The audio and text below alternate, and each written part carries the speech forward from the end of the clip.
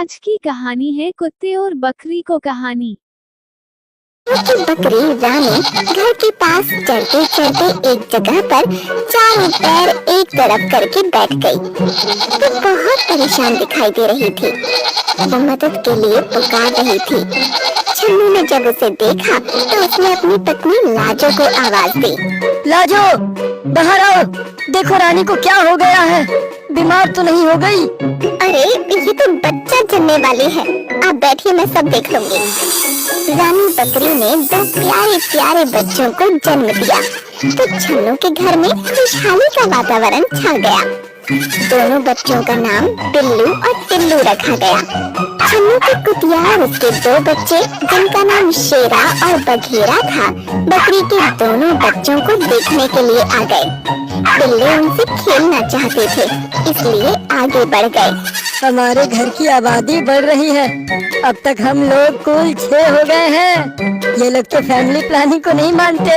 अच्छा है, जनसंख्या बढ़ने दो। आप भी ना।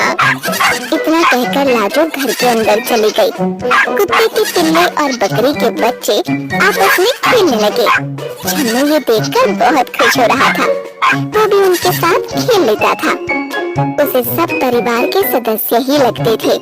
वो उनकी सुरक्षा का पूरा ध्यान रखता था। रात के समय बकरी रानी और उसके बच्चे एक कमरे के अंदर रहते। कभी कभी कुतिया और उसके बच्चे भी वहीं रहते थे। एक दिन कुतिया और उसके बच्चे रात के समय कमरे के बाहर ही बैठे थे।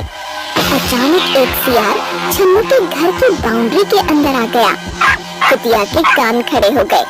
उसे अपने बच्चों की चिंता हो गई। उसने झट से शेरा और बघेरा को पीछे सुरक्षित स्थान पर भेज दिया और उनके आगे खुद सतर्क होकर बैठ गई।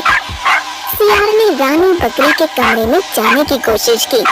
वो बार बार दरवाजे को धकेलना चाहता था। जब दरवाजा नहीं खुला तो वो कुतिया और उसके बच्चों की तरफ मुड़ गया। कुतिया ने पूरी तरह से बच्चों को अपने पीछे सुरक्षा में ढक लिया। सियार आगे बढ़ा तो माँ कुतिया उससे लड़ पड़ी। दोनों में लड़ाई होने लगी। सियार बच्चों की तरफ जाने लगता तो कुतिया उस पर टूट पड़ती। अपने बच्चों को बचाने में उसकी जान पर बनाई। छन्नू तब तक डंडा लेकर बाहर आ गया। सियार वहाँ से भाग गया, लेकिन कुतिया पूरी तरह से घायल हो चुकी थी। आज तक कभी यहाँ सियार नहीं आया था, आज पहली बार ये खतरा सामने आ गया। यदि मुझे इसका अंदाजा होता तो मैं इन्हें भी कमरे के अंदर ही रखता। मेरी प्यारी कुतिया देखो पूरी तरह से घायल हो गई है। दोनों बच्चे शेरा और बघेरा आकर अपनी माँ को उठाने की कोशिश करने लगे। कुतिया हिल भी नहीं पा रही थी। माँ उठो, सियार भाग गया। तुमने बड़ी बहादुरी दिखाई, तुम कुछ बोल क्यों नहीं रही हो? हाँ माँ, कुछ तो बोलो, तुम्हें बहुत चोट लगी है। मैं चाट कर ठीक कर दूंगा। मेरी माँ बहुत बहादुर है। माँ उठ जाओ ना, मुझसे बातें करो ना। कुतिया बेचारी कुछ देर पहले ही भगवान को प्यारी हो गई थी।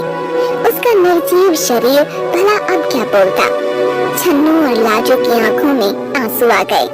उनके परिवार का एक सदस्य सदा के लिए उनसे दूर हो गया। शेरा और बघेरा अनाथ हो गए।